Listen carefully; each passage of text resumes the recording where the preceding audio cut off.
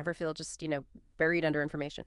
Or maybe you're looking for a healing approach that really clicks with your specific needs. Today, we're trying to cut through some of that noise. Imagine healing not as a one size fits all thing, but more like a tailored conversation with your body's energy. That's the really fascinating concept we're diving into today.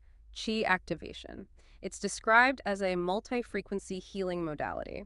Our main source for this is The Wonderful World of Multi-Frequency Healing by Jeremy O'Carroll. It really focuses on the surprising power of Qi activation, and it's pronounced Qi, like in Cheetos. So our mission today for you listening is to explore how this approach apparently goes beyond those single frequency methods. We want to see how it might offer a more maybe versatile way to tap into healing energies, hopefully helping you understand its potential, both for your own growth and maybe for helping others too. Yeah, and it's probably good to get this out right at the start. The author, Jeremy O'Carroll, includes an important disclaimer. He's very clear he's not a medical practitioner, and this information isn't medical advice. Like with any approach, even traditional medicine, results can, vary. So it's always recommended to talk to your doctor before changing anything about your health plan. This is really presented as something complementary to traditional care. Anything beyond that is at your own risk, essentially. Okay, that's a really important point to make up front. Thanks. So with that in mind, let's look at the origin story. What actually prompted Jeremy O'Carroll to, develop and start teaching Qi activation? The source points to the COVID-19 lockdowns, a really challenging time. His existing centers, the Om Reiki Center, Om Meditation Center, Melbourne Pelawa Center, they couldn't hold in-person classes anymore. And apparently the Reiki and Pelawa associations actually forbade online teaching at that time. Yeah, quite a bind to be in. And what's interesting here is how that situation, those restrictions, kind of forced his hand, didn't they? It pushed him to teach this method he'd apparently been working on privately for years, a method he felt really went beyond the limitations of single-frequency healing modalities like Reiki and Pelawa. Right. Really speaks to that idea of adapting, evolving healing practices when the old ways aren't possible. Exactly. And his core aim, it seems, was to tap into multiple energy frequencies. Why? Well, to heal issues that these more, let's say, limited or rigid healing modalities perhaps couldn't touch. The source mentions it took him several years to get these methods right, simple ways to draw this really remarkable range of energies from source. And source here means that that universal energy field, right? The origin point. That's the idea presented, yeah. And this wasn't just a quick thing he threw together. It's positioned as the result of, 29 plus years of his own practice in healing and meditation. Wow, quite a background. So let's get into the core idea then. There's this pretty popular theory out there that all energy is basically the same stuff. But the author here, O'Carroll, he finds that view. Well, the source uses the word laughable. Strong word. It is. He compares it to saying all humans are the same, just overlooking the huge diversity. Right. And if you follow that line of thinking, it does raise a good question. Why limit yourself? Why stick to just one type of energy when, just like people, energies express themselves so differently? You've got, solid grounding vibes, light, airy ones, energies that are exhilarating or calming, the whole spectrum. The source suggests recognizing that variety is really key, and he uses this great analogy. Learning a new healing modality is like learning a new energy language. I like that. Yeah, the more languages you speak, the more effectively you can talk to different energies, right? And potentially heal more people or different kinds of issues. And that leads directly to the problem, as the source puts it, with many traditional single-frequency methods. Because they are mostly single-frequency, they only speak that one energy language. So, for example, if someone really needs grounding, like deep grounding, a very high vibrational modality might not be the best fit. It might even feel unsettling. Or the opposite, right? If someone feels heavy, energetically sluggish, a grounding modality might not give them that lift they need. Exactly. It's about matching the energy to the need. And that is presented as the whole inspiration behind Qi activation.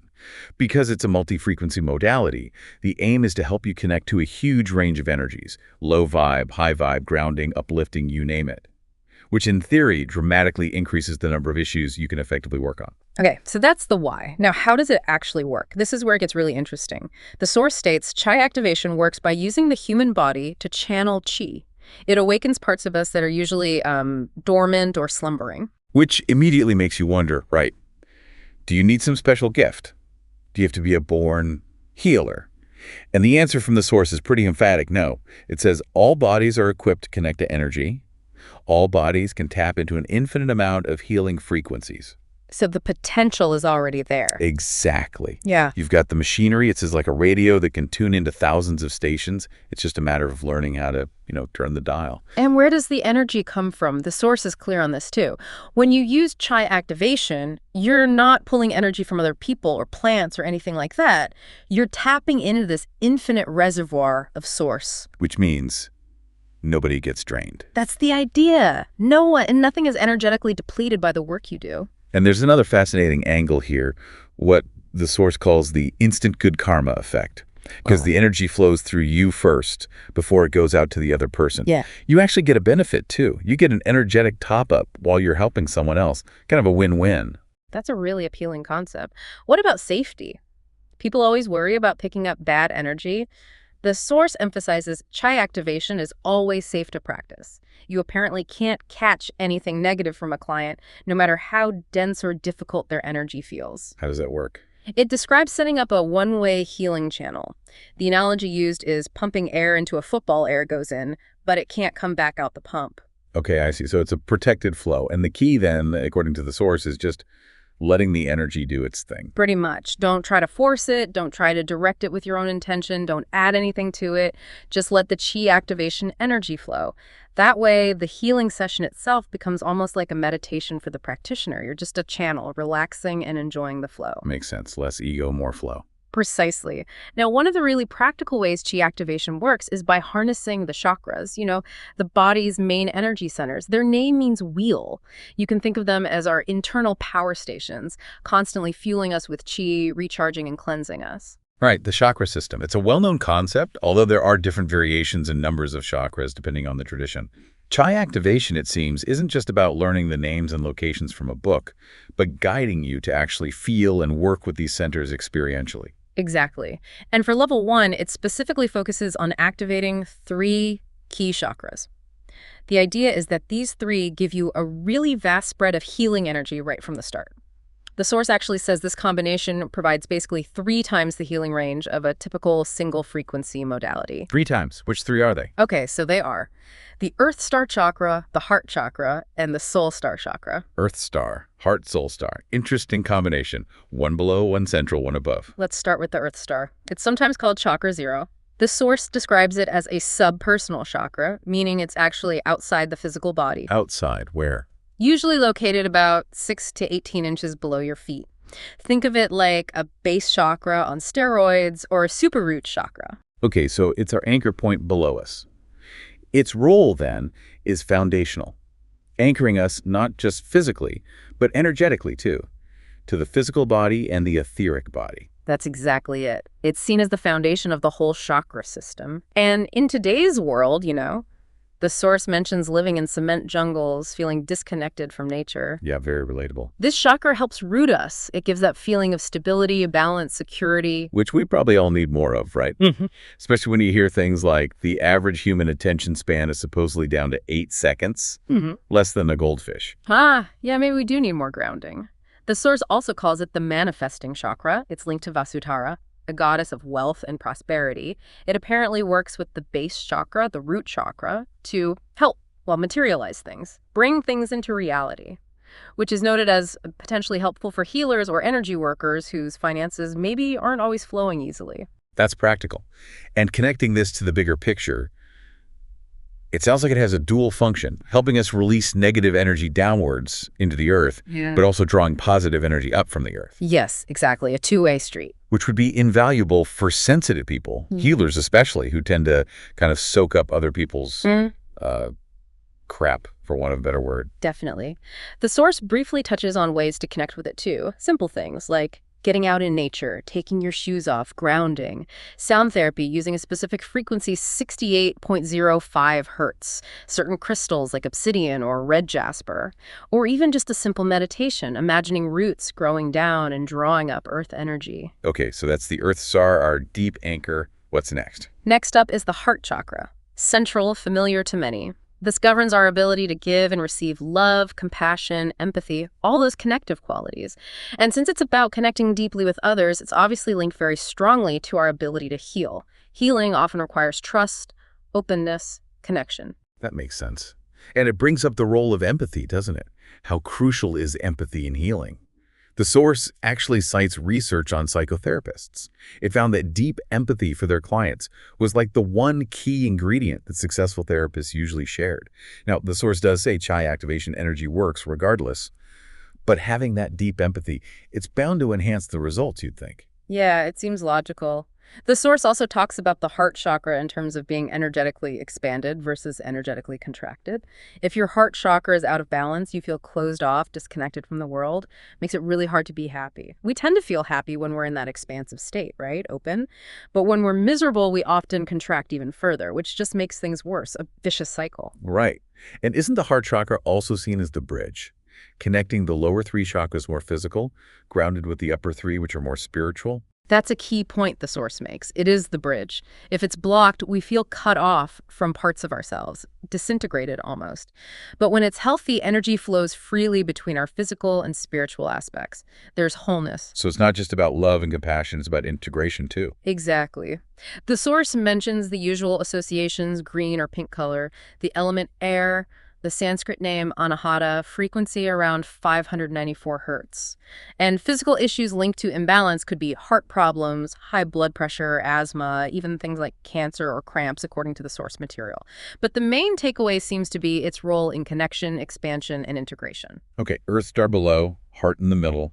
What's the third one for level 1? The third one is the soul star chakra. This is one of the transpersonal chakras. Like the earth star is below the feet, this one is above the head, outside the physical body again. Transpersonal, meaning beyond the personal self. Right. It's located about 15 to 30 centimeters, or roughly 6 to 12 inches, above the crown of the head. And what's its function up there? Connecting us to higher aspects. You hear it's called the seat of the soul sometimes. Exactly. It helps connect us to our higher self, to the bigger picture of who we are. The source describes it as a kind of adapter. It helps us use that source energy optimally, which is obviously pretty important for healers wanting to channel more energy, or maybe a wider range of energies. Yes. And it's described as an ultra high vibe energy center. The frequency mentioned is generally 174 hertz. Because it connects us to our higher self, it's said to bring greater clarity about our life purpose. It can also help cultivate psychic abilities, maybe things like telepathy. And many believe it helps access past lives, or even the Akashic, records that idea of a universal energetic library. Wow, so it's a real portal to higher consciousness, potentially. Yeah. And what's fascinating is how its energy is described as helping us sort of disentangle from the everyday mundane stuff, flooding us with energy to access those higher parts of ourselves. That sounds like it could create some really significant life-changing shifts for people. That's the potential presented, yes.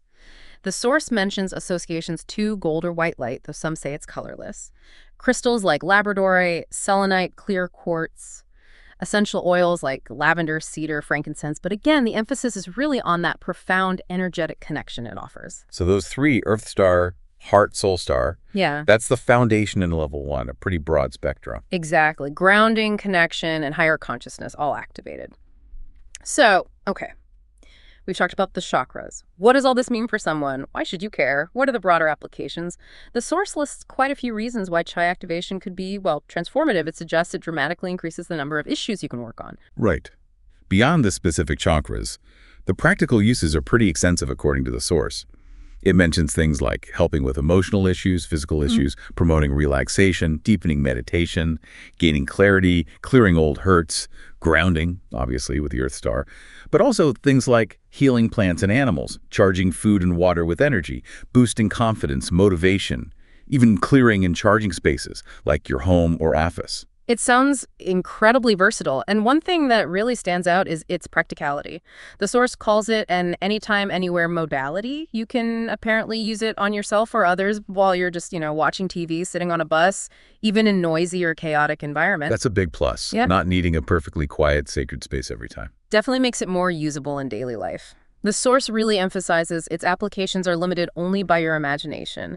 It says there's no wrong way to use chai activation. Which is reassuring. Takes the pressure off getting it perfect.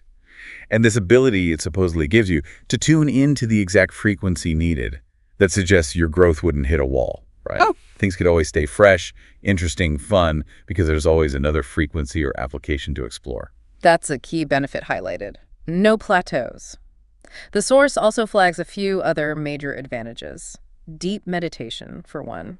Apparently, chi activation lights up your whole body with energy, which you can then use as an anchor for your awareness. Takes you into really calm states. Like a built-in meditation focus. Kind of, yeah. Also, powerful inner shifts. By activating these chakras and connecting to diverse energies, it gives you tools to remove energy blocks, things holding you back, leading to growth, freedom from old baggage, helping you become, as the source puts it, a brighter version of yourself. And what about people already practicing other healing methods, like Reiki? Does it replace them? No, not at all. The source is clear. It improves current modalities. How? By strengthening your connection to your crown chakra, the main pipeline to source. By activating and strengthening your palm chakra is important for hands-on healing. And by increasing the overall amount of energy your body can comfortably hold and channel, it actually says Reiki plus Qi activation is such a potent combination because it vastly expands your healing range beyond what Reiki might typically address alone. So it's additive synergistic. Exactly. And that leads back to the final big point, no healing limits. Because it teaches you to connect to, theoretically, unlimited healing frequencies, your growth journey just keeps going. Always something new. A never-ending energy wonderland, as the source describes it later. That's the phrase. Okay, so let's try and wrap this up. We've taken quite a deep dive today into Chi activation. We looked at its origins and adversity, its unique multi-frequency approach, and how it supposedly leverages our own body's innate energetic machinery to tap into this wonderland of healing energies. Yeah, and if we pull back to the bigger picture, it really seems to be about expanding your energetic toolkit, doesn't it? Moving beyond that one energy-size-fits-all idea to meet diverse needs more effectively. Like the source says, sometimes you just need a different energetic dish to really shift whatever energy you're working on. A different dish for a different condition. Makes sense. Which leaves us with a thought for you, our listener, to maybe mull over. If your own body really is equipped with this machinery to tune into thousands of healing frequencies, what untapped potential might be sitting there inside your own energetic landscape, just waiting for you to learn how to access it and experience what the source calls this never-ending energy wonderland full of creativity and surprises. Food for thought, definitely. And if you are curious and want to explore Chi activation further, the source material mentions you can find more information. You can email info@chiactivation.com.au. That's info@chiactivation.com/UO, or visit their website, www.chiactivation.com.au. Good to have those resources. Absolutely. Well, thank you for joining us on this exploration today. Until next time, keep exploring, keep learning, and keep expanding your understanding of the world around you and maybe within you too.